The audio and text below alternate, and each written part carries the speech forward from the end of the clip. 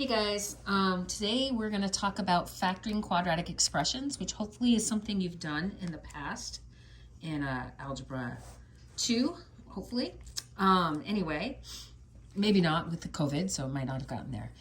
So what we're doing is we're taking trinomial quadratic expressions and we're factoring them down. And what we do is we put them into two binomials.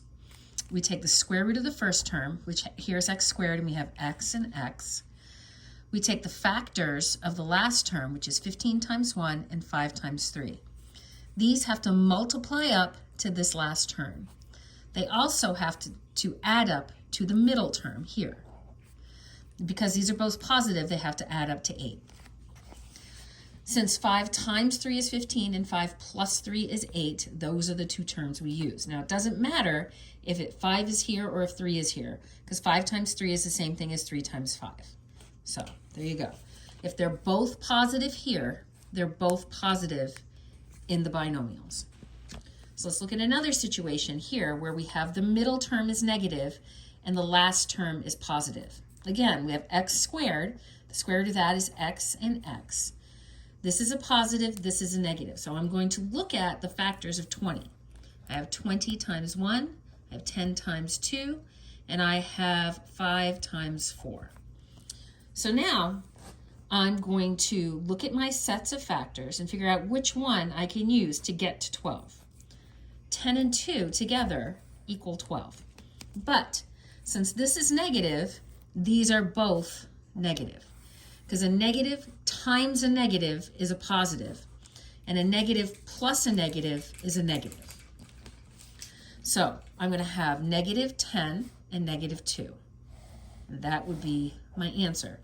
Negative 10 times negative 2 is positive 20, and negative 10 plus negative 2 is negative 12. Okay, so let's scoot it up a little more. Here we have x squared minus 3x minus 54. Now they're both negative this time. What this tells me is that one of them is negative and one of them is positive, because I'm going to need a positive times a negative to get that negative.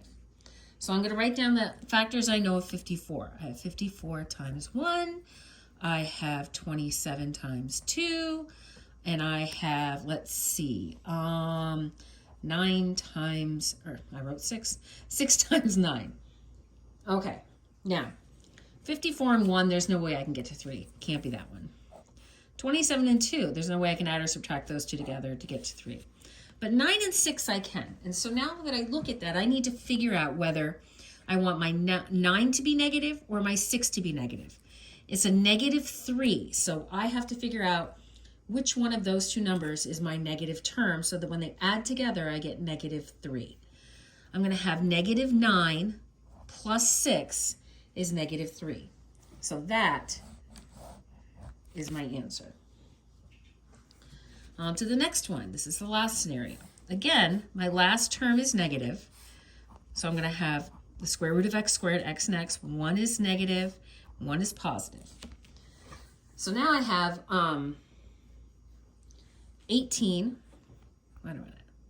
Is that right? I don't know if that's right. Yes, it is. I have 18 times 1, I have 9 times 2, and I have 6 times 3. So this is a positive 7.